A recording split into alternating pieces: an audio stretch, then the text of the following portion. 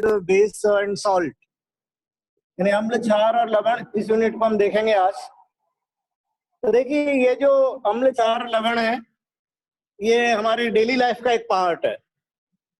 अम्ल, क्षार, लवण है वो पदार्थों का एक वर्गीकरण है, यानी पदार्थों को हमने 3 कैटेगरी में बांट दिया है, अम्ल, क्षार, लवण। तो इसी के अंतर्गत हम इनका अध्ययन करेंगे। देखिए, इस पर चलने से पहले थोड़ा सा हम अपनी डेली लाइफ को देखें।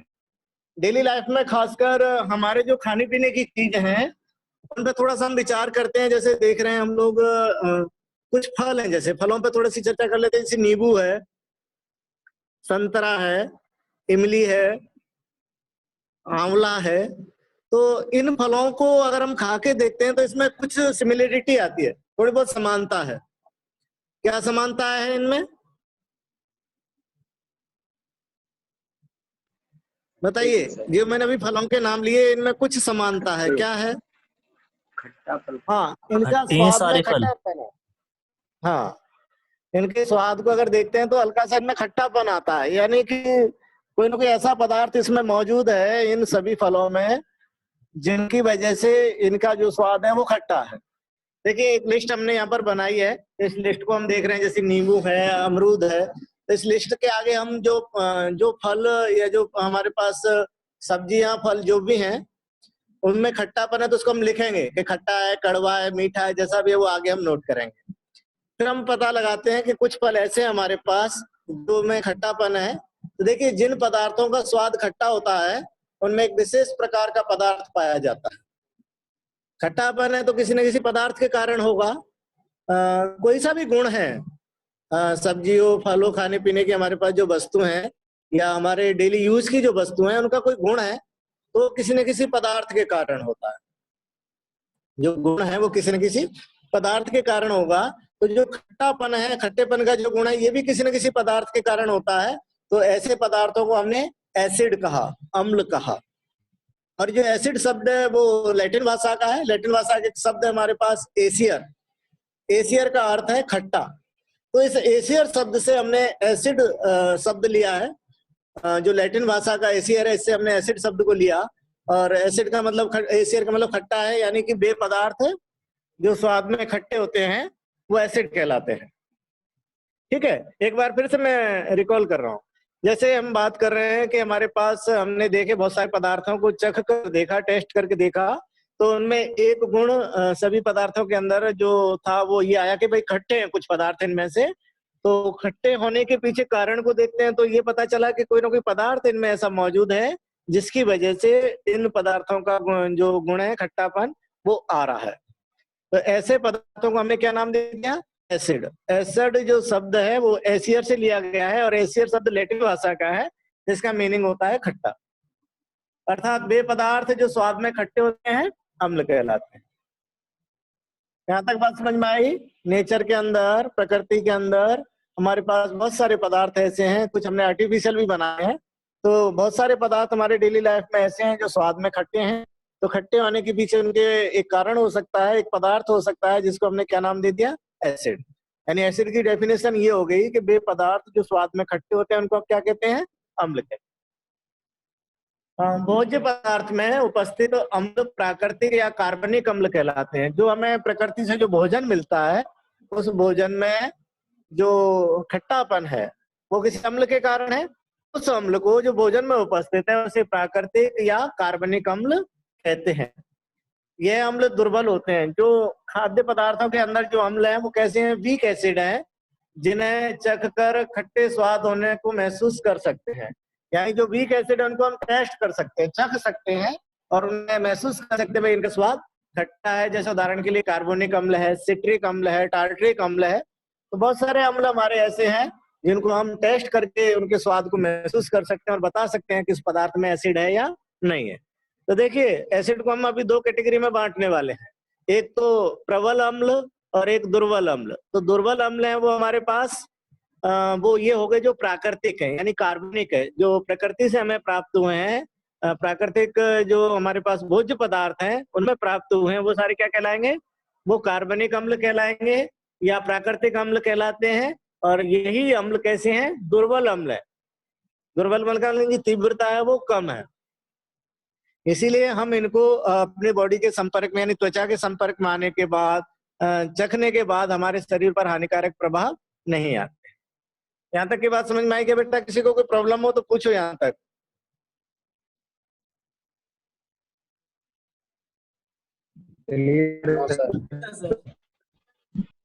देखिए, हमने यहाँ पर अभी तक ये डिस्कस किया है कि प्रकृति के अंदर जो खाद्य पदार्थ हैं उनका खट्टा स्वाद है वो अम्ल के कारण होता है, और ऐसे अम्लों को प्राकृतिक या कार्बनिक अम्ल कहते हैं। यह एक प्रकार के दुर्बल अम्ल है। अभी तक हमने यहाँ तक चर्चा की है।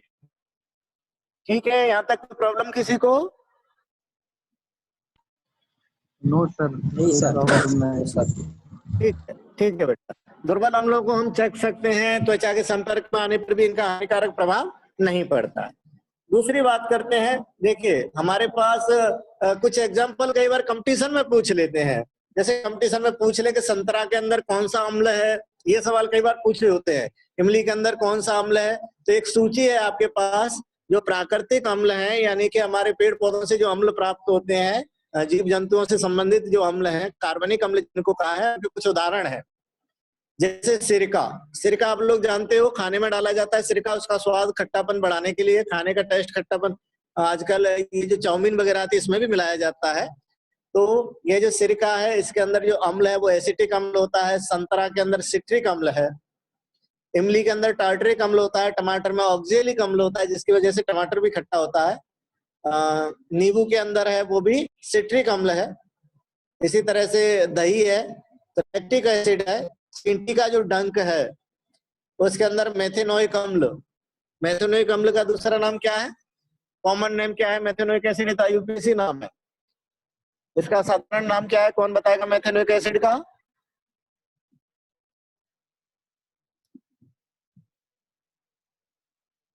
Formic acid sir. हाँ ठीक है बेटा, ये सही आंसर है। फार्मिक एसिड इसको बोलते हैं। कॉमन नेम इसका फार्मिक एसिड है और आईयूपीएसी इसका मेथेनोइक एसिड है। तो ये कुछ इनको आप अपनी मेमोरी में रखिएगा। ये सवाल पूछ लिए जाते हैं, इसलिए इस लिस्ट में मैंने आपके लिए स्लाइड पर लिया है कि ये जो किस पदार्थ किस जीव जंतु में कौन सा एसिड पाया जाता है। उसके बाद बात कर रहे हैं हम लोग। इसी प्रकार कुछ अम्ल शरीर के संपर्क में आने पर त्वचा को जला देते हैं। आपने नाम सुना होगा तेजाब। तेजाब भी एक प्रकार का एसिड है और उसका असर आप जानते हैं। शरीर के किसी हिस्से से अगर ये टच कर जाता है तो उनकी कोशिकाओं को नष्ट कर देता है, यानी कि त्वचा वो जल जाती है। शरीर के ऊतक है वो जलकर नष्ट हो जाते हैं, कोशिकाएं नष्ट हो जाती हैं। तो कुछ एसिड ऐसे भी होते हैं जो शरीर के संपर्क में आने पर त्वचा को जला देते हैं। इन्हें हाथ से छूना चखना हानिकारक है। अगर आप लैब के अंदर हो तो सबसे पहले आपके जो टीचर हैं वो आपको एक ही सलाह देते हैं, किसी भी पदार्थ को यहाँ पर चखना मना है। क्योंकि छोटी क्लासों में छोटे बच्चों के लिए हम ये प्रयोग करते हैं, चख कर उनको एहसास कराते हैं, लेकिन अपनी गाइडेंस में। तो लैब के अंदर जब जाते हैं तो लैब के अंदर सभी तरह के रसायन होते हैं। स्ट्रॉन्ग भी होते हैं, यानी कि जो एसिड की बात कर रहा हूं मैं कि अपनी त्वचा को जला देते हैं, हानिकारक प्रभाव करते हैं, तो ऐसे एसिड भी होते हैं। और वीक एसिड भी वहां पर होते हैं, वहां सभी तरह के रसायन होते हैं। तो वहां पर ये सलाह दी जाती है कि किसी भी चीज को आप चख कर टेस्ट न करें। तो वहां पर हमने कहा है कि कुछ एसिड ऐसे हैं जिनको त्वचा के संपर्क में लाना यानी हाथ से छूना या चखना हानिकारक है, इसीलिए ये प्रबल अम्ल कहलाते हैं। ऐसे एसिड जो शरीर पर हानिकारक प्रभाव उत्पन्न करते हैं इनको प्रबल एसिड कहलाते हैं।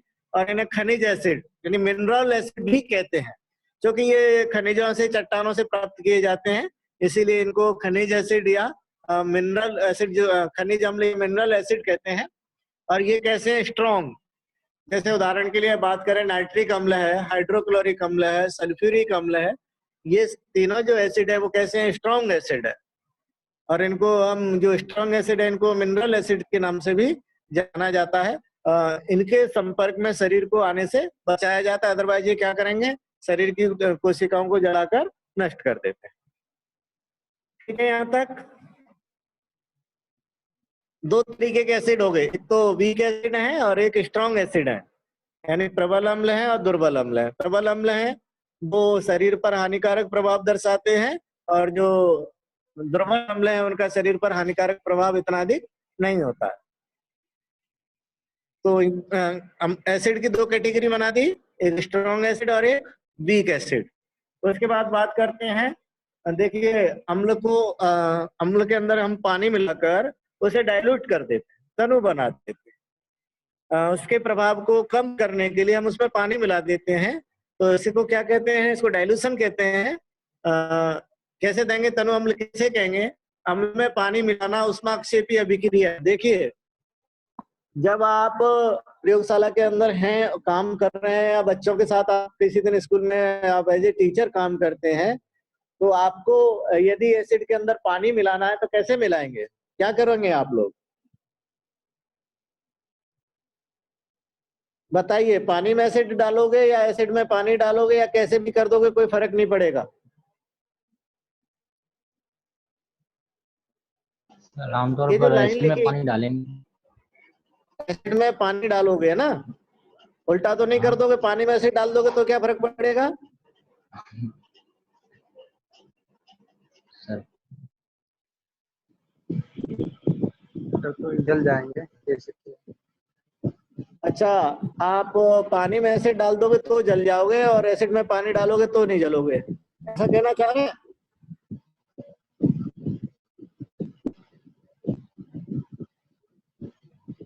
मैं कारण और जानना चाहूंगा कि यदि पानी में एसिड डाल दोगे तो जल क्यों जाओगे?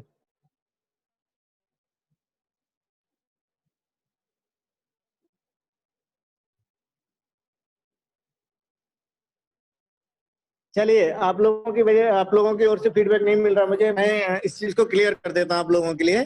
देखिए, ऐसा कहा है कि अम्ल में पानी मिलाना ऊष्माक्षेपी अभिक्रिया। इसका मीनिंग ये है कि आप एसिड प्लस पानी करोगे तो हीट निकलेगी। अब आपने कहा कि साहब एसिड में पानी डाल देना चाहिए, तो ये प्रिंसिपल गलत है।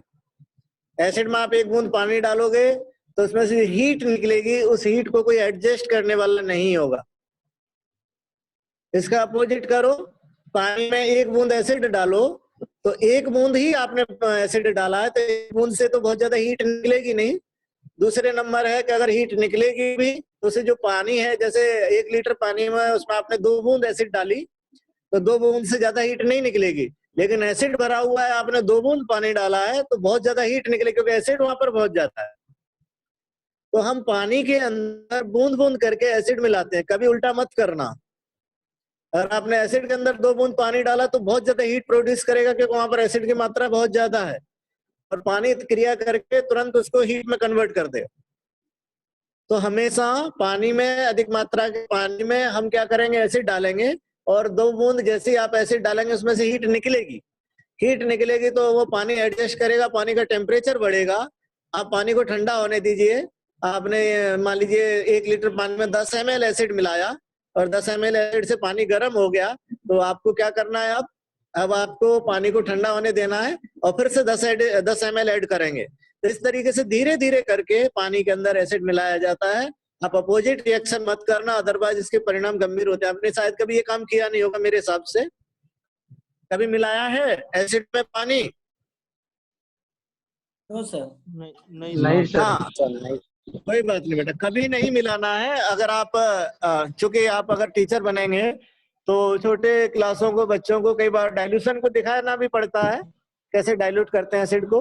आप किसी रिएक्शन के डाइल्यूट एसिड की अगर आपको नीड है तो आप उल्टे प्रोसेस मत कर देना। आप पानी लेना, जैसे आपने पहले से कैलकुलेशन कर लो कि मुझे कितना डाइल्यूट करना है। जैसे मान लीजिए 250 ml पानी में आपको 5 ml मिलाना है, तो 250 ml पानी पहले से रख लो। 5 ml को धीरे धीरे करके उसमें मिला, तो जितनी हीट उसमें से निकल रही है उसको देखते रहिए, ज्यादा अगर निकल रोक दीजिए मिलाना। और जब वो शांत हो जाता है, जब वो ठंडा हो जाता है, तब आप उसमें धीरे धीरे करके ऐड करके 5 ml को पूरे को डाल दीजिए। तो इस तरीके से ये कह रहे हैं कि अम्ल में पानी मिलाना ऊष्माक्षेपी अभिक्रिया, इसलिए हमेशा पानी में अम्ल मिलाया जाता है। हमेशा पानी के अंदर क्या डालेंगे? एसिड डालेंगे। जब अम्ल में पानी की मात्रा अधिक हो जाती है, यानी कि एसिड है वो पतला हो जाता है। कई बार हम देखते हैं ना, घर में शरबत बनाते हैं, चीनी ज्यादा मिला दो तो शरबत गाढ़ा हो जाता है, पानी ज्यादा डाल दोगे तो शरबत पतला हो जाता है। तो विलयनों को हम ऐसे देखते हैं, पतला है कि गाढ़ा है। तो जो पतलापन है वो तो क्या है तनु? अब इसकी कोई लिमिट नहीं होती कितना पतला है, बस आपका जो व्यवहारिक ज्ञान है उसी से आप समझ लेते हैं कि ये तो पतला है, ये शरबत तो पतला है, या कोई चीज दूध है वो पतला है। तो ये आपके व्यवहारिक ज्ञान से ही आपके, इसके लिए हमारे पास कोई मेजरमेंट नहीं है कि डाइल्यूशन कितना होना चाहिए। तनु का मतलब तनु है, आप उसमें थोड़ा ज्यादा पानी डाल देंगे तो तनु है, और थोड़ा कम डाल देंगे तो भी तनु है। हाँ, इतना कंपैरिजन कर सकते हैं कि पहले कम तनु था और ज्यादा तनु हो गया, आपने पानी मिला दिया तो और ज्यादा तनु विलयन बन गया। ऐसे कंपैरिजन कर सकते हैं पहले की और अगली कंडीशन की। तो ये कह रहे हैं कि अगर वो पानी मिला दिया, पानी मिलाने के बाद वो पतला हो गया, तो ऐसे विलयन को, ऐसे अम्ल को हम क्या कहेंगे? तनु अम्ल कहते हैं, डाइल्यूट एसिड कहेंगे, डाइल्यूट एसिड। यहाँ पर तनु अम्ल मिल गया। तनु अम्ल हमने कैसे बनाया था? पानी के अंदर एसिड मिला दिया, यानी कि एसिड के अंदर पानी की मात्रा अधिक हो चुकी है। जब पानी की मात्रा अधिक है तो वो पतला है, और पतले अम्ल को तनु अम्ल कहते हैं। इसी तरह से बात करते हैं कंसंट्रेट एसिड, यानी सांद्र अम्ल। जब अम्ल में पानी की मात्रा कम होती है, यानी एसिड गाढ़ा होता है, आप उसको जब ऐसे पलट के देखेंगे तो उसकी जो विस्कोसिटी है, जो पानी का बहने का गुण है, वो कम रहता है। इसका मतलब वो क्या है? वो विलयन गाढ़ा है, वो एसिड गाढ़ा है, और जो गाढ़ा विलयन होता है उसे हम कहते हैं कंसंट्रेट, यानी कि सांद्र अम्ल। अम्ल की यहाँ पर दो कैटेगरी बना दी पानी की मात्रा के आधार पर। जिसमें पानी की मात्रा अधिक है वो तनु अम्ल है, जिसमें पानी की मात्रा कम है वो सांद्र अम्ल है। तो पहले दो कैटेगरी वो की थी प्रभाव के ऊपर। प्रभाव के ऊपर हमने दो भागों में बांटा, वीक एसिड और स्ट्रॉन्ग एसिड। और यहाँ पर पानी की मात्रा के आधार पर भी दो कैटेगरी कर दी, डाइल्यूट और कंसंट्रेट। और कैसे डाइल्यूट करते हैं वो प्रिंसिपल हमने समझाया कि हमेशा पानी के अंदर एसिड मिलाएंगे, इसका अपोजिट नहीं करेंगे, क्योंकि ये एक एक्सोथर्मिक रिएक्शन है, और एक्सोथर्मिक रिएक्शन में हीट बहुत ज्यादा प्रोड्यूस होती है, पूरा का पूरा सॉल्यूशन बाहर आ जाता है उष्मा ऊर्जा के कारण। पूरा का पूरा जो आपकी बोतल में जो एसिड रखा है वो बाहर निकल जाएगा पूरा। तो वो एक्सोथर्मिक रिएक्शन है, बहुत ज्यादा हीट प्रोड्यूस होती है वहां पर। हाँ जी, यहाँ तक ठीक है? यहाँ तक कोई प्रॉब्लम हो पूछो बेटा, अदरवाइज फिर आगे चलते हैं। जी सर, आगे चलिए, बढ़िया है, ठीक है, क्लियर है। ओके, उसके बाद नेक्स्ट है हमारे पास कि जो हमारे पास ऑक्साइड है। ऑक्साइड दो तरीके के हो सकते हैं, एक तो मेटेलिक ऑक्साइड हो सकते हैं, एक नॉन मेटेलिक ऑक्साइड हो सकते हैं। दो तरीके के ऑक्साइड हैं। तो देखिए, ये भी सवाल कई बार पूछ लेते हैं कि जो नॉन मेटेलिक ऑक्साइड है इनका नेचर कैसा होता है? तो नॉन मेटेलिक का नेचर होता है एसिडिक। क्यों होता है? क्योंकि इनको जब पानी के अंदर घोला जाता है तो ये एसिड का निर्माण करते हैं, इसलिए इनके नेचर को एसिडिक नेचर माना गया है। देखिए लिखा है, जब धातु ऑक्साइड को जल में घोला जाता है तब ये एसिड का निर्माण करते हैं। जैसे हमने CO2 लिया और CO2 को हमने पानी के अंदर घोला, ये O2 लिखा हुआ है लेकिन ये जल है, H2O है। तो पानी के अंदर घोला है तो क्या बना? कार्बोनिक एसिड बना। इसलिए हमारे पास जो CO2 का नेचर हो जाएगा वो, या ऑक्साइड का नेचर है, वो कैसा माना जाता है? एसिडिक। ठीक। तो अधातु ऑक्साइड है वो जल में क्रिया करके क्या बनाते हैं? एसिड। और धातु ऑक्साइड है वो जल में क्रिया करके क्या बनाएंगे? बेस। जो हमारे पास धातु ऑक्साइड है वो जल से क्रिया करके क्षार बनाते हैं। जैसे कैल्शियम ऑक्साइड को हमने पानी के अंदर घोला तो कैल्शियम हाइड्रोक्साइड बना, और कैल्शियम हाइड्रोक्साइड का नेचर कैसा है? क्षारीय। तो यहाँ पर प्रॉपर्टीज है कि जब भी हम, हाँ ये रिएक्शन नहीं बेटा, इसमें आप जल कर देंगे। यहाँ पर जो O2 लिखा है उसकी जगह H2O। ठीक, अब बना या नहीं बना? जल लिखा है ना नीचे, जल तो ऑक्सीजन नहीं H2O है। H2O कर रहे हैं, फिर बन रहा है या नहीं बन रहा रिएक्शन? बताइए, नहीं तो मैं समझाऊं। जी बन रहा है, बन रहा है। ठीक है बेटा, ठीक है। तो हमने यहाँ पर एक प्रॉपर्टी ली है कि जो अधातु ऑक्साइड है वो जल से क्रिया करके हमेशा क्या बनाते हैं? एसिड बनाते हैं। उसके बाद है क्षार। तो खट्टे वाले पदार्थों को तो एसिड किया, इसका अपोजिट देखें, वे पदार्थ जो स्वाद में कसेले या तीखे लगते हैं, कसैलापन आता है जीभ पर, ऐसा लगता है जीभ उठ रही है हमारी उनको खाने पर, तो वो क्या कहलाते हैं? क्षार कहलाते हैं। जैसे चूना पत्थर, तंबाकू वाला चूना आता है, आप लोगों ने यूज नहीं किया होगा तंबाकू, लेकिन अगर वो आपने कलई आपने की होगी, हाथ कभी जीभ से लग जाता है कलई करने के बाद, तो आपने उस स्वाद को शायद कभी फील किया, अगर आपने कलई वगैरह की, हाथ पूरे प्रॉपर साफ नहीं है और कभी मुंह से जीभ से वो हाथ लग जाता है, तो एक कड़वापन आता है उस चूने में। जो कड़वापन है, वो कसेलापन है, वो क्या है? उसका बेसिक नेचर है, क्षारीय गुण है। अब यहाँ पर भी प्रॉपर्टी दी हुई है, जैसे अगर क्षारीय ऑक्साइड है वो जल से क्रिया करके क्या बनाते था? नहीं सॉरी, धात्विक ऑक्साइड है वो जल से क्रिया करके क्या बना देगा, वो बनाएगा क्षार।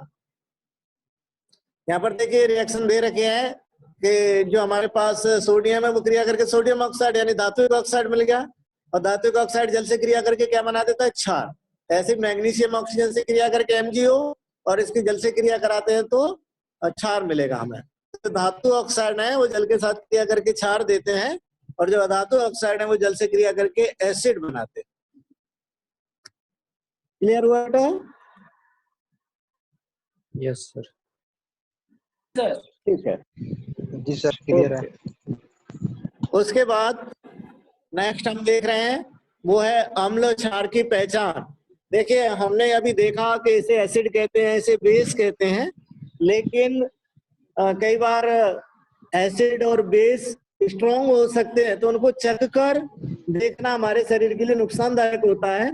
हम कुछ ऐसे माध्यम ढूंढ रहे हैं जिसके द्वारा बिना चखे हम पहचान कर सके कि कौन सा पदार्थ एसिड है और कौन सा पदार्थ बेस है, कौन सा पदार्थ अम्ल है, कौन सा पदार्थ क्षार है।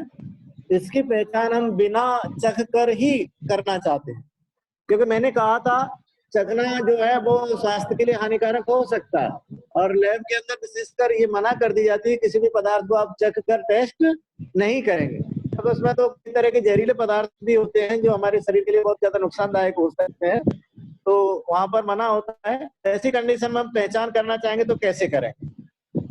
वे पदार्थ अम्ल क्षार की पहचान कराते हैं, उन्हें सूचक कहते हैं। देखिए कुछ पदार्थ हमने ऐसे खोज लिए हैं जिनसे क्रिया करा के हम पहचान कर सकते हैं कि पदार्थ अम्ल है या क्षार है।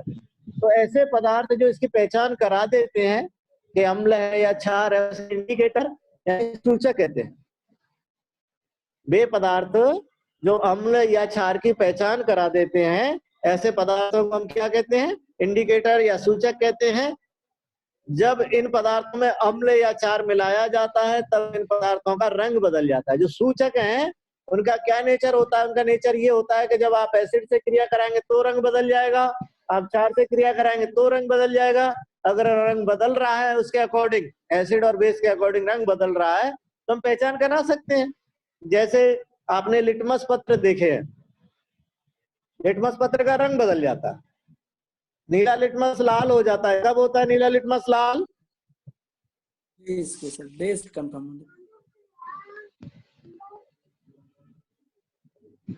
लाल कब होगा? नीला लिटमस लाल कब होगा? अम्ल से या क्षार से क्रिया करने पर?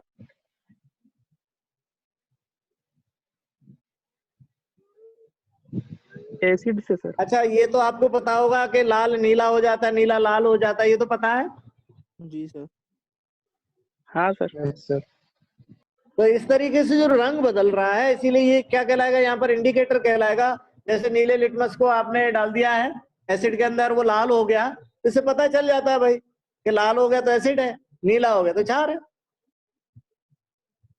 तो इस तरीके से हमारे पास कुछ सूचक है। सूचक में जैसे लिटमस हो गया, हल्दी हो गया, गुड़ैल का जो फूल होता है ना, गुड़ैल का फूल, उसकी जो पंखुड़ियां होती हैं, जो जिसको हम दल कहते हैं, वो दल पुंज भी इंडिकेटर का कार्य करता है। वो भी कलर चेंज कर देता है एसिड और बेस के संपर्क में आने पर। देखेंगे हम आगे किस तरीके से काम करते हैं। तो यहाँ पर इंडिकेटर का मतलब ये हो गया वे पदार्थ, जैसे ये लिटमस है, हल्दी है, गुड़हल की जो फूल है, ये यहाँ पर इंडिकेटर है। क्यों इंडिकेटर है? क्योंकि इनके द्वारा पता चल रहा है कि कोई पदार्थ एसिड है या बेस है, और इनका रंग भी बदल रहा है। रंग बदलने के बाद ही हम डिसीजन लेते हैं कि जो पदार्थ था वो एसिड था या बेस था। तो यहाँ पर ये इंडिकेटर हो गए। इंडिकेटर में कैसे काम करेंगे वो हम देख लेते हैं। जैसे लाल लिटमस है, जब क्षार में डाला जाता है तो नीला हो जाता है।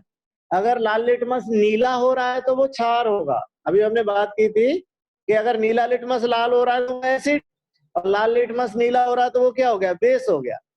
तो यहाँ पर लिटमस एक इंडिकेटर की भांति कार्य करता है। यदि हम, हमारे पास एक पदार्थ रखा हुआ है और आपको दोनों ही लिटमस से चेक करना पड़ेगा। एक हमारी बोतल में एक पदार्थ रखा हुआ है, एक लिक्विड रखा हुआ है, आप उसमें नीला लिटमस ले जाइए। नीला लिटमस आप ले गए और नीले लिटमस पर वो नीला ही रहा, उसका कलर चेंज नहीं हुआ, तो इसका मतलब वो एसिड तो है नहीं। क्योंकि अगर एसिड होता तो हमें पहले से मालूम है कि एसिड होता तो नीला लिटमस कैसा हो जाता? लाल। तो आप उस विलियन के अंदर आपने नीला लिटमस डाला, वो नीला ही है, इसका मतलब वो एसिड तो नहीं। अब आप क्या किया, आप ले गए लाल लिटमस को, लाल लिटमस को आपने उसके अंदर डाला और वो भी लाल ही रह गया, तो इसका मतलब ये है कि ये क्षार भी नहीं है, ना तो एसिड है न क्षार है। उस कंडीशन में आप उसका क्या नाम दोगे, लवण। तो कैसा है, लवणीय प्रकृति का। अगर ऐसा हुआ तो दोनों लिटमस का अगर कलर चेंज नहीं हुआ तो फिर ना तो वो अम्ल है ना क्षार है, फिर वो कैसा होगा, लवणीय प्रकृति का होगा।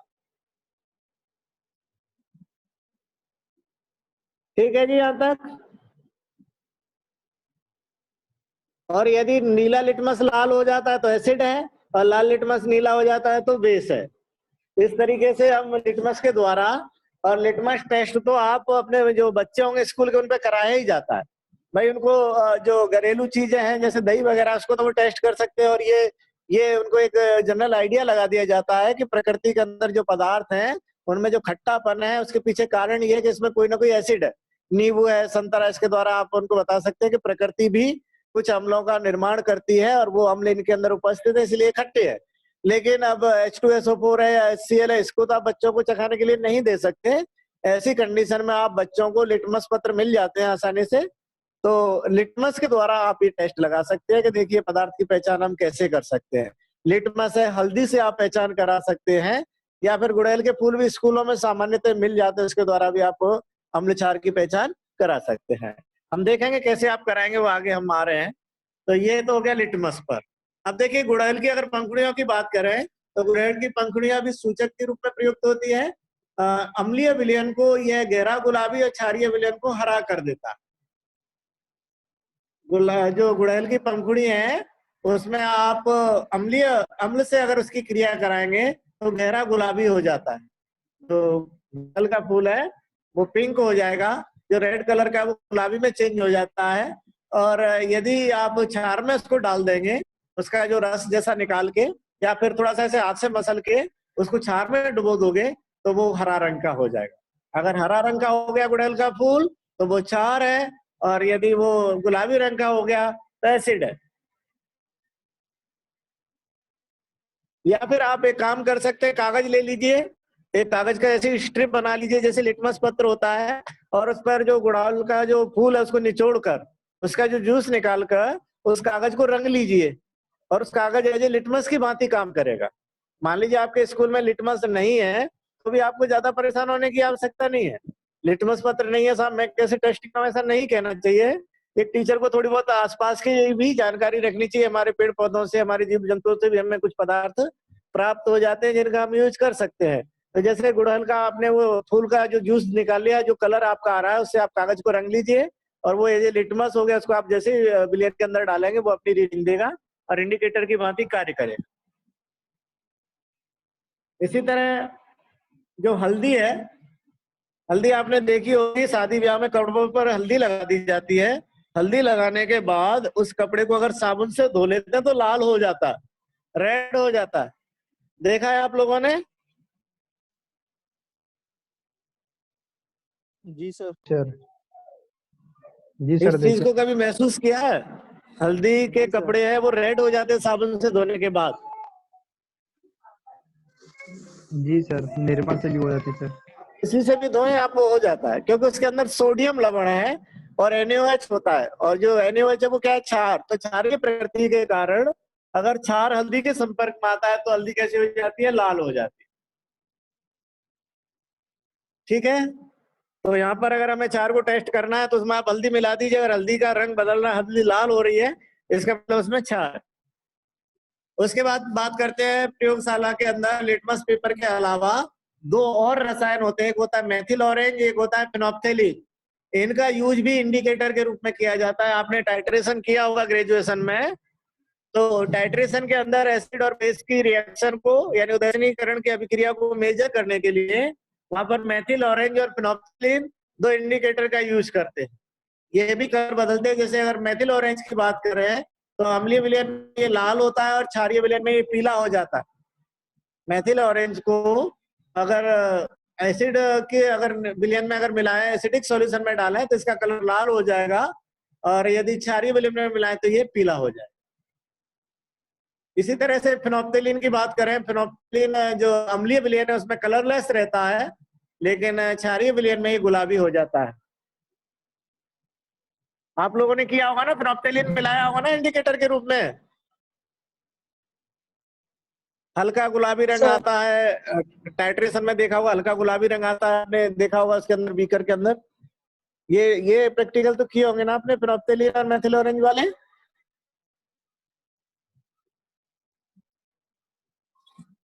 हाँ कुछ कह रहे हैं आप, बताइए। सर किए हैं, ये सर किया गया है, ग्रेजुएशन में हुआ है प्रैक्टिकल से। हाँ जी ठीक है, ग्रेजुएशन तो आप हाँ ये प्रैक्टिकल आते हैं ग्रेजुएशन में, सभी लोगों ने किए होंगे जो साइंस बैकग्राउंड से होंगे, तो आप इनसे फेमिलियर हैं, आप इसका नेचर जानते हैं। अपने स्कूल के बच्चों को भी अगर इसका यूज करा सके तो करा सकते हैं, मेथिल ऑरेंज और फिनोप्थेलिन का। ये भी एक इंडिकेटर है। और उसके बाद है कि एसिडिक या बेसिक नेचर को मेजर करने के लिए, गणितीय रूप में इसको मापन करने के लिए एक पीएच स्केल का निर्माण किया गया है, जिसमें पीएच यदि मान लीजिए 0 से 7 है तो वो क्या कहा जाता है, एसिड कहा जाता है। 7 पर उदासीन कहा जाता है और 7 से अधिक पर क्षारीय प्रकृति कहा जाता है। तो इस पीएच स्केल के द्वारा भी पदार्थों की पहचान कर सकते हैं कि वो अम्लीय है, क्षारीय है या उदासीन। तो ये कुछ इंडिकेटर्स थे, सूचक थे, और अम्ल क्षार की पहचान कैसे की जा सकती है, ये हमारे पास कुछ रसायन थे जिनके माध्यम से हम अम्ल क्षार की पहचान कर सकते हैं, और ऐसे रसायनों को हम इंडिकेटर यानी कि सूचक कहते हैं। ठीक है बेटा, यहां तक? Yes sir. आगे चले नेक्स्ट टॉपिक पर। Yes sir. उसके बाद है लवण। देखिए हमने अम्ल और क्षार पढ़ लिए, उसके बाद लवण की बात करते हैं। तो लवण क्या होते हैं? दरअसल अम्ल और क्षार की आपस में यदि क्रिया कराई जाए तो जो इसका मिश्रण होगा वो लिटमस पत्रों के गुणों को खो देता है। जैसे आपने पहले लिटमस टेस्ट किए, एक जो आपके पास बोतल थी उसमें लाल लिटमस नीला हो रहा था, दूसरी बोतल थी उसमें नीला लिटमस लाल हो रहा था। आपने दोनों को मिला दिया तो ना तो लाल नीला होगा ना नीला लाल होगा, यानी इसने लिटमस पत्र के जो गुण थे वो खो दिए। अर्थात अम्ल तथा क्षार अपने गुणों को खो देते हैं और एक नया पदार्थ बनाते हैं जिसे लवण कहते हैं।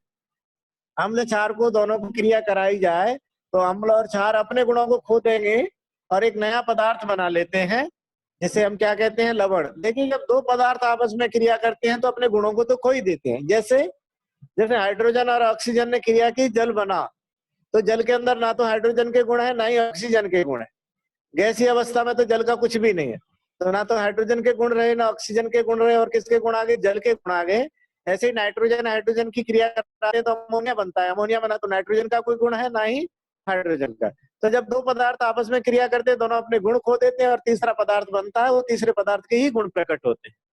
तो यहाँ पर सेम कंडीशन, अम्ल और क्षार की क्रिया कराएंगे तो अम्ल क्षार अपने गुण खो देंगे और एक नया पदार्थ बनेगा, तीसरा पदार्थ बनेगा जिसको हमने लवण कहा। और लवणों के अपने गुण होते हैं।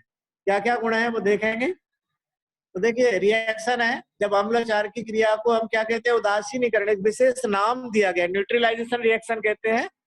तो यहाँ पर दोनों की क्रिया कराएं, अम्ल और क्षार की दोनों की क्रिया कराते हैं तो उस अभिक्रिया को उदासीनीकरण अभिक्रिया कहते हैं।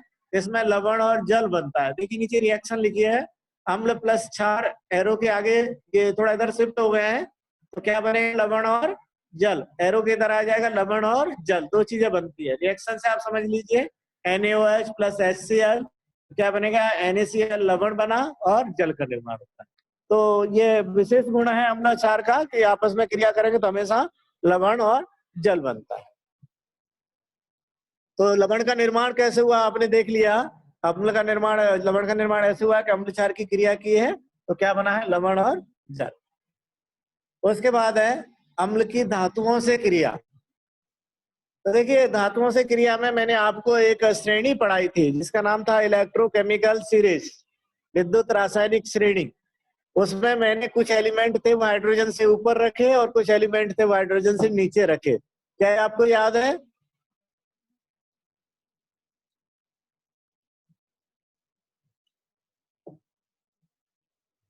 ये ध्यान है, मैंने ऐसी कोई चीज पढ़ाई है आपको? यस जी सर, सर, विद्युत रसायन। ठीक है बेटा।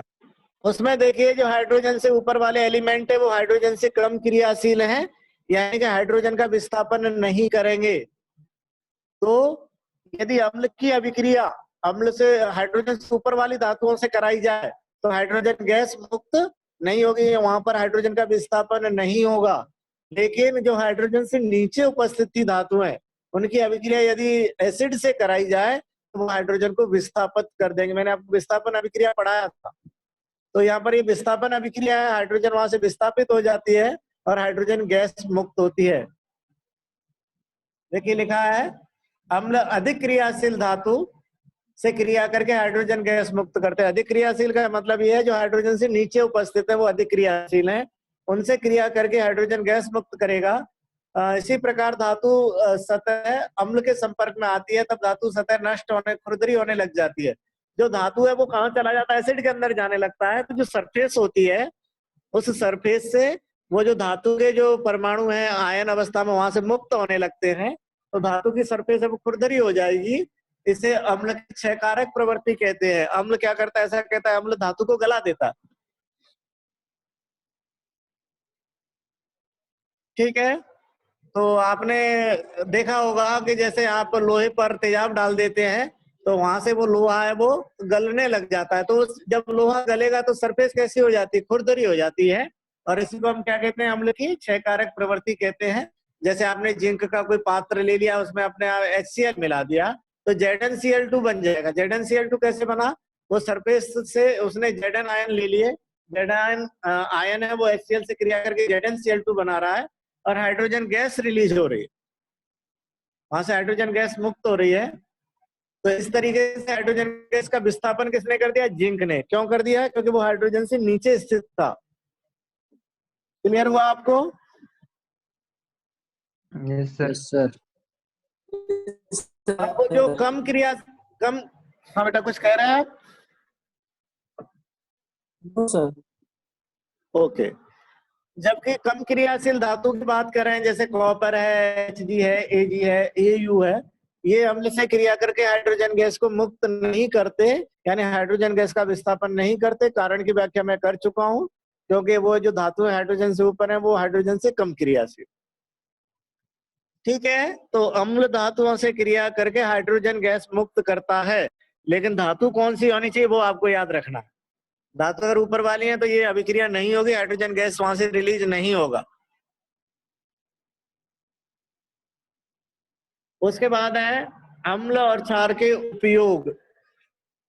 अम्ल और क्षार के उपयोग, देखिए पहला उपयोग है पाचन तंत्र में। अमाशय में अम्ल की मात्रा बढ़ने पर पाचक पथ में जलन होती है ना, एसिडिटी। कभी महसूस किया है इस घटना को? अमाशय से जब ज्यादा मात्रा में HCl स्रावित होने लगता है तो जो हमारा पाचक पथ होता है उसमें जलन, इरिटेशन महसूस होता है। और ज्यादा मात्रा में HCl बनने के पीछे कई कारण हो सकते हैं। हमारी खान पीन की आदतें, जैसे हम चाय बहुत ज्यादा पीते हैं, चाय के आती है दिन में 5-7 चाय तो कर ही देते हैं खत्म, तो वो स्टिमुलेट कर सकता है उन सेल को जो HCl का स्राव करती है। इसी तरह से अचार कई बार टेस्ट के लिए होता है लेकिन लोग उसको सब्जी बना के खा जाते हैं रोटियां। ऐसी कंडीशन में वो भी अचार की मात्रा अधिक मात्रा है वो भी इसको स्टिमुलेट करती है और HCl का ज्यादा स्राव होता है। तो यहाँ पर जब एसिडिटी हो जाती है तब हम क्या करते हैं? एसिड की मात्रा मान लीजिए पाचक पथ में ज्यादा है तो हम क्या करेंगे? उसको कैसे शांत करें? बताइए क्या हो सकता है? बेसिक कोई मटेरियल भी लेंगे, जैसे इनो होता है। हाँ ये ठीक है, जैसे अभी इन्होंने बताया कि भैया एसिड है तो उसको शांत करने के लिए क्षार हो सकता है। क्षार क्या करेगा? खाने उसको का सोडा उदासीन भी कर तो खा देगा। सकते हैं सर। हाँ खाने का सोडा बेटा क्षारीय प्रकृति का ही होता है। सर खा सकते हैं वो एसिडिटी के समय। हाँ नहीं बिल्कुल, का भी है, पानी में घोलकर डाइल्यूट कर उसको हम हाँ पी सर। सकते हैं। नहीं ऐसे सूखा नहीं भुरक देना है, क्योंकि वो भी जब पानी में घुलता है तो हीट को रिलीज करेगा, या मान ली हीट उसे चाहिए कि कुल मिलाकर नुकसान करता है। इसीलिए किसी भी केमिकल को हम ले रहे हैं तो उसको पानी में घोलकर ही लें, क्योंकि पानी के साथ में वो जो रिएक्शन करेगा बाहर ही कर लेगा। मुंह में भी पानी है, तो अगर पानी के साथ में किसी तरह की रिएक्शन हो रही है तो गिलास में ही हो जाएगी, मुंह में ना होगी। जैसे पानी में जाने के बाद उसमें से CO2 रिलीज होती है, तो वो गिलास में रिलीज हो ले जितनी होनी है, मुंह में जाए ज्यादा नुकसान ना करे।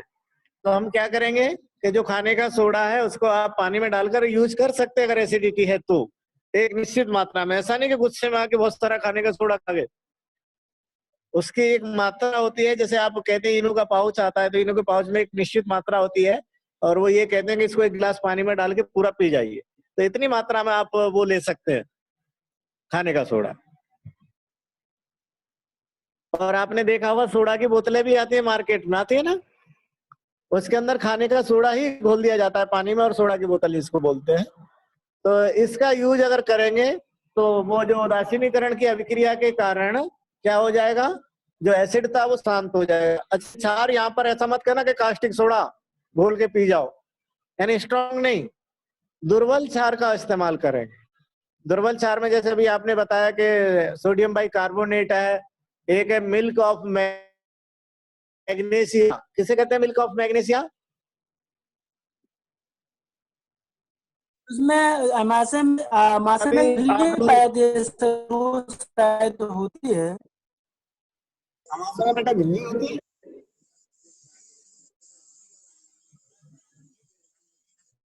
क्या कह रहे हैं मैं समझ नहीं पाया। नहीं, मेरा सवाल ये था मिल्क ऑफ मैग्नीशिया क्या है?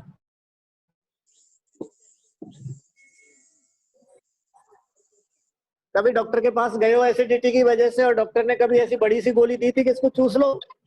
सर मैग्नीशियम हाइड्रोक्साइड को कहते हैं। हाँ, ये सही है, मैग्नीशियम हाइड्रोक्साइड को कहते हैं। आप लोगों को कभी वो टैबलेट दिया डॉक्टर ने कि इसको, वो आती है बच्चों के जैसे खाते ना, लाल पीली नीली इस तरह की आती है टैबलेट, वो कभी मिली है आपको? मुझे मिली है सर। हाँ ठीक है बेटा। तो वो जो टैबलेट है उसको आप कभी पढ़ना, उस पर लिखा रहता है मिल्क ऑफ मैग्नीशिया। उसका जो कंटेंट आप पढ़ेंगे तो उस पर लिखा रहता है मिल्क ऑफ मैग्नीशिया, और मिल्क ऑफ मैग्नीशिया का फॉर्मूला आपने बताया मैग्नीशियम हाइड्रोक्साइड, ये सही है। ये एक दुर्बल क्षार है, जब ये हमारे शरीर में जाता है तो जो बड़ी एसिड की मात्रा है उसको उदासीन कर देता है, और हमारी एसिडिटी वाली प्रॉब्लम है वो उस समय खत्म हो जाती है। ये तो पहला यूज है अम्ल क्षार का, कि बढ़ी हुई एसिड की मात्रा को क्षार के द्वारा हम शांत कर देते हैं। पहला एप्लीकेशन हो गया बेस का डेली लाइफ में। उसके बाद है मधुमक्खी के काटने पर, तो मधुमक्खी के डंक में फॉर्मिक एसिड होता है, जो हमारी त्वचा के अंदर जब वो इंसर्ट कर देता है उस फॉर्मिक एसिड को, तो उसके कारण हमारी त्वचा में जलन या इरिटेशन या एलर्जी टाइप की महसूस होती है। वो उसका प्रभाव होता है फॉर्मिक अम्ल का। अगर मान लीजिए उस प्रभाव को हमें कम करना है तो क्या करेंगे, वो भी एसिड है, तो वहां पर भी मिल्क ऑफ मैग्नीशिया ले सकते हैं। चूना, चूना आप जानते हो ना, तंबाकू खाने वाला चूना, वो आप लगा सकते हैं। बेकिंग सोडा जो आपके घरों में यूज कर सकते हैं। तो कभी मधुमक्खी काट जाए तो इधर उधर परेशान ना होकर ये इस्तेमाल करें आप लोग, इसको कर सकते हैं। ये क्षारीय जो पदार्थ होते हैं उसको आप लगा देंगे तो उसके अंदर जो फार्मिक एसिड है उसको ये उदासीन कर देंगे, जिससे उसका प्रभाव धीरे धीरे कम हो जाए। एकदम तो ऐसा तो नहीं होगा जैसे पहले जैसे होंगे, लेकिन उसका जो प्रभाव होगा, सूजन है या और दूसरे प्रभाव है, जलन है, वो कम हो जाएगा। ठीक है, तो कभी मधुमक्खी काटे तो इसका यूज करेंगे, क्षारीय पदार्थ दुर्बल क्षार का यूज करें। उसके बाद नेक्स्ट जो एप्लीकेशन है वो है दंत इनेमल का क्षय। तो आप इनेमल जानते हैं, जो दांत के ऊपरी परत है, जो सबसे कठोर भाग होता है हमारे शरीर का, कठोर पदार्थ है, वो है इनेमल। तो हमारे मुंह का एक निश्चित पीएच होता है, वो होना चाहिए 5.5 से अधिक, यानी 7 तक हो सकता है। 5.5 से कम होने पर जो हमारा दांत बना हुआ है कैल्शियम और फास्फेट का, वो घुलने लग जाता है। अम्लीय माध्यम में जब अम्लीय माध्यम बहुत ज्यादा बढ़ने लगता है तो जिससे इनेमल बना हुआ है, कैल्शियम फास्फेट इनसे इनेमल बना हुआ है, वो इनेमल की जो लेयर है वो घुलने लगती है। और इसको रोकने के लिए हमारे पास क्षारीय टूथपेस्ट का उपयोग करते हैं। मान लीजिए कि मुंह में एसिड ज्यादा बन रहा है या फिर कुछ बैक्टीरिया वगैरह एसिड बना रहे हैं या फिर वो प्रॉपर मुंह की सफाई नहीं करने से कीटाणुओं का विकास हो रहा है, वो एसिड बना रहे हैं। तो एसिड बनेंगे तो क्या होगा, इनेमल की लेयर कमजोर होगी, और इनेमल की लेयर अगर कमजोर हुई तो वो जो माइक्रो ऑर्गन्स हैं वो आपके दांतों पर कब्जा कर लें, आपके दांतों पर कब्जा कर लेंगे। इसीलिए कहा जाता है कि दांतों की सफाई प्रॉपर रखनी चाहिए, जिससे भोजन है वो एसिड के अंदर कन्वर्ट ना हो। जो कार्बोहाइड्रेट है इनका ऑक्सीडेशन होने से एसिड बनते हैं, तो ऐसे प्रकार के एसिड ना बने जिससे मुंह का पीएच है वो 5.5 से कम आ जाए। अगर ऐसा हुआ तो दांतों की जो ऊपरी लेयर है वो खत्म हो जाएगी, और अगर ऊपरी लेयर खत्म हुई तो कौन सा भी माइक्रो ऑर्गन्स आपके दांत पर आक्रमण करने में सक्षम हो जाता है और आपके दांतों में कैविटी बन जाती है, आपके दांत को खोखला कर दिया जाता है, दांत खत्म हो जाता है। तो यहाँ पर क्षारीय पदार्थों का कई बार आपने देखा होगा, जो हमारे बुजुर्ग लोग थे वो राख से दांतों को मांजते थे, क्योंकि राख में कैल्शियम पाया जाता है, कैल्शियम के ऑक्साइड या हाइड्रोक्साइड होते हैं, जिस वजह से वो क्षारीय माध्यम बनाते थे मुंह का। तो क्षारीय माध्यम की वजह से हमें क्या नहीं होता था, वो एसिडिक मीडियम है वो कम हो जाता था मुंह का, और हमारा एनिमल सुरक्षित रहता था। आज भी जो टूथपेस्ट यूज करते हैं उनमें क्षार की मात्रा को मिलाया जाता है, जिससे ये समस्या ना रहे। भोजन के पश्चात मुख में शर्करा को बैक्टीरिया अम्ल में परिवर्तित कर देते हैं, जिससे पीएच का मान कम हो जाता है।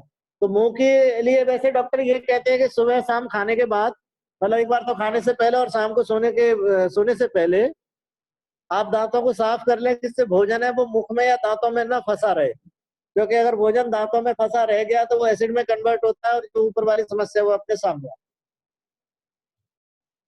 इसी तरह से अगला जो यूज है वो कीट अपने लिए इस्तेमाल करते हैं फॉर्मिक एसिड को। वो अपने डंक में फॉर्मिक एसिड रखते हैं, जब उन्हें गुस्सा आता है तो फॉर्मिक एसिड इंजेक्ट कर देते हैं, सामने वाला भिनभिना के भाग जाता है। तो अपनी आत्मरक्षा के लिए भी कीट फॉर्मिक एसिड का उपयोग करते हैं। तो ये कुछ एप्लीकेशन थे एसिड और बेस के, ये हमने देख लिए। कोई सवाल हो आपका पूछ लीजिए यहाँ तक।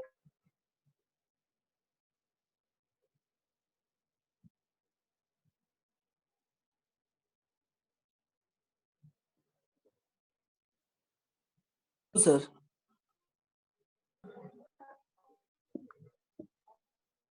सर आगे हेलो बढ़ते सर। हैं।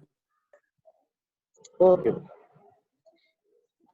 देखिए अब हमारे पास कुछ ऐसे हमने अम्ल क्षार और लवण लिए हैं जिनका डेली लाइफ में हम कहाँ यूज करते हैं। हम ज्यादातर डेली लाइफ यूज को देखेंगे, कुछ तो इंडस्ट्रियल यूज होते हैं।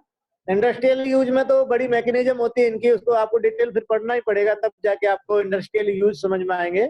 लेकिन डेली लाइफ में हम इनका यूज करते हैं, उसको हम आसानी से समझ सकते हैं, तो उनको हम देखेंगे घरेलू जीवन में कहाँ उपयोग करते हैं। जैसे सल्फ्यूरिक अम्ल है, तो सल्फ्यूरिक एसिड का सूत्र है, वो सूत्र भी आप याद रखेंगे, कई बार सूत्र भी पूछ लेते हैं कि सल्फ्यूरिक अम्ल का सूत्र क्या है। तो ये जो टेबल है, इस टेबल की हर लाइन को आप पढ़ेंगे। तो सल्फ्यूरिक अम्ल का सूत्र है H2SO4, और इसका सामान्य नाम है गंधक का अम्ल। कई बार सामान्य नाम पूछ लेते हैं, गंधक का अम्ल का सूत्र क्या है। अब आपको तो सल्फ्यूरिक एसिड याद है H2SO4, लेकिन वो सवाल को घुमा देते हैं कि गंधक के अम्ल का क्या सूत्र है, तब फिर आप चक्कर में पड़ जाते हैं, साहब गंधक का अम्ल नहीं पढ़ा, क्योंकि ये सामान्य नाम है, सामान्य नाम तो हमें सामान्य रूप में याद ही करने पड़ते हैं। तो ये हो गई 3 चीजें, सल्फ्यूरिक एसिड, H2SO4, गंधक का अम्ल। घरेलू यूज में इससे हम लोग शौचालय वगैरह साफ करने के लिए, वहां पर जो गंदगी जम जाती है उसको हटाने के लिए करते हैं डेली लाइफ में। और इंडस्ट्रियल फील्ड में अगर हम देखें तो बैटरियों में, बैटरी होती है जो आपकी इन्वर्टर की बैटरी होती है, उसमें आपने इसका यूज देखा इंडस्ट्रियल में। इसके साथ में ही आपका जो अमोनियम सल्फेट है, डाई अमोनियम सल्फेट है, DAP आप लाते हो ना डाई, तो इस तरीके से उर्वरक बनाने में, बैटरी बनाने में, कलर बनाने में इंडस्ट्री के अंदर H2SO4 का बहुत ज्यादा यूज होता है। ऐसा कहा जाता है कि जो देश जितना ज्यादा H2SO4 को कंज्यूम कर रहा है, उस देश की औद्योगिक विकास दर उतनी ही अधिक है, क्योंकि लगभग हर इंडस्ट्री में H2SO4 का कहीं ना कहीं यूज करते हैं। तो ये एक इंडिकेटर भी है किसी देश के औद्योगिक विकास के लिए। उसके बाद है नाइट्रिक अम्ल, HNO3 इसका फॉर्मूला है, और इसको कहते हैं सोरेक अम्ल। और इसका डेली लाइफ में यूज आप नहीं करते हैं, HNO3 का यूज आपका डेली लाइफ में नहीं है। इंडस्ट्रियल फील्ड में इसका यूज किया जाता है, जैसे HCl है ना, और H2SO4 है, इनके निर्माण के लिए, अम्लराज बनाने के लिए, अमोनियम नाइट्रेट बनाने के लिए। अम्लराज होता है HCl प्लस HNO3 को अम्लराज कहते हैं। अमोनियम नाइट्रेट है, उसके बाद उर्वरकों के निर्माण के लिए है, चांदी के शुद्धिकरण के लिए है। अम्लराज का एक्वारेजिया या अम्लराज नाम सुने हैं आपने?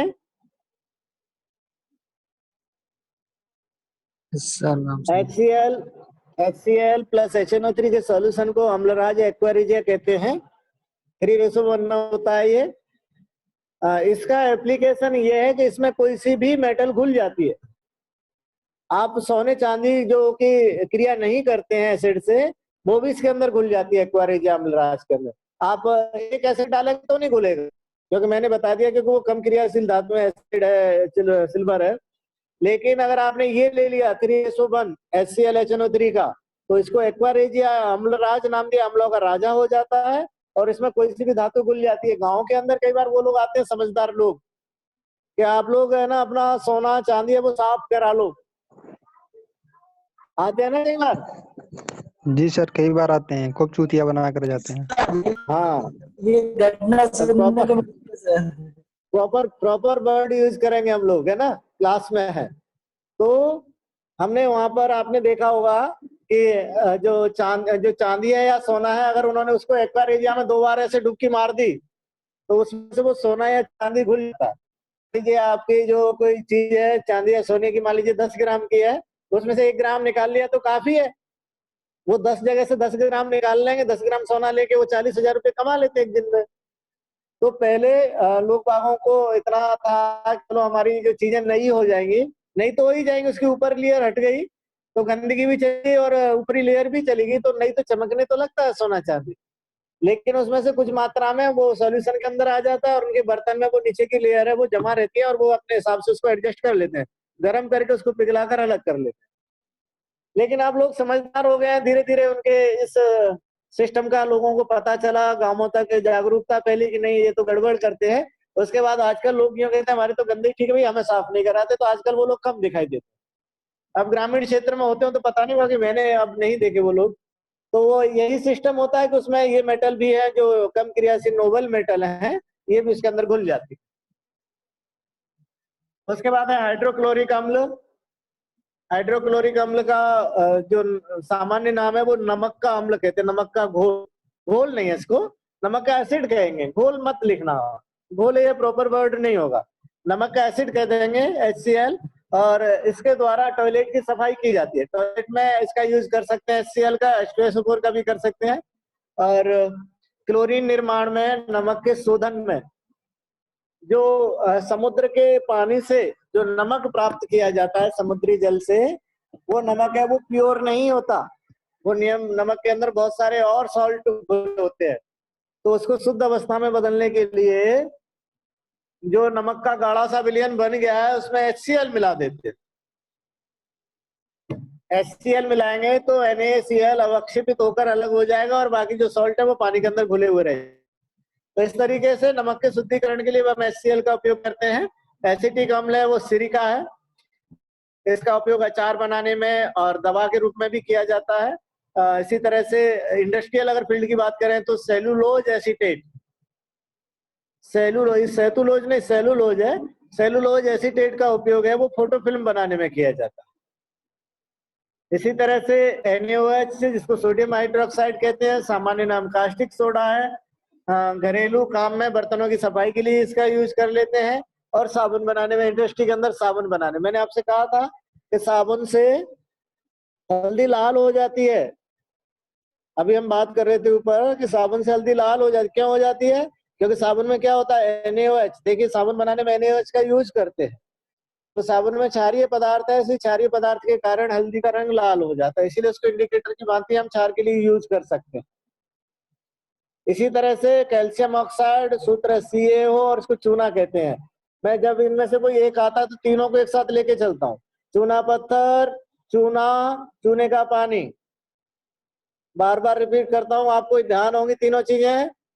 तीनों चीजों को हमेशा याद रखिएगा, कंफ्यूज क्रिएट करती हैं। चूना, चूना पत्थर, चूने का पानी। चूना तो आपके सामने है, कैल्शियम ऑक्साइड। चूने का पत्थर है वो कैल्शियम कार्बोनेट, और चूने का पानी है वो कैल्शियम हाइड्रोक्साइड। घरों की पुताई के लिए इसका यूज करते हैं। आप जो कलई लाते हो मार्केट से, वो रासायनिक दृष्टि से कैल्शियम ऑक्साइड होता है। इस तरीके से कैल्शियम ऑक्साइड से घरों की पुताई की जाती है। अमोनिया का निर्माण है, आयरन के निष्कर्षण में भी इसका यूज हम करते हैं। आपने बात्या भट्टी नहीं, आपने नहीं, अगले सेमेस्टर में हम बात्या भट्टी पढ़ेंगे तो वहां पर आते हैं कैल्शियम ऑक्साइड बात्या भट्टी के अंदर, यानी लोहे का जब निष्कर्षण करते हैं। आपने पढ़ा होगा वैसे, ग्रेजुएशन वगैरह में 12th में पढ़ा होगा।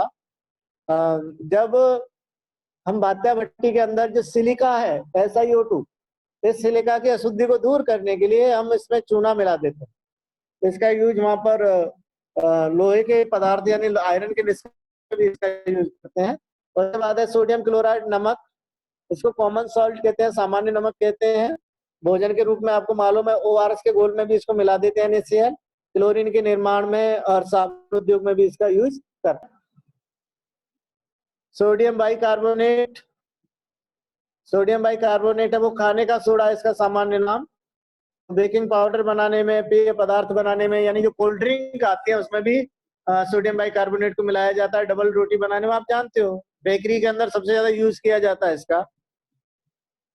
सोडियम कार्बोनेट बनाने में और पचे पदार्थों के निर्माण में, यानी कि डाइजेशन में भी इसका यूज करते हैं। एक बार एसिडिटी हो जाती है तो आप या फिर खाना आपका पचन नहीं है तो कोल्ड ड्रिंक पीने जाते हो ना। हाँ सर। हाँ, तो डाइजेशन के लिए हेल्प करता है ये। तो यहाँ पर ये हो गया सोडियम बाइकार्बोनेट, और ये आपकी यूनिट खत्म।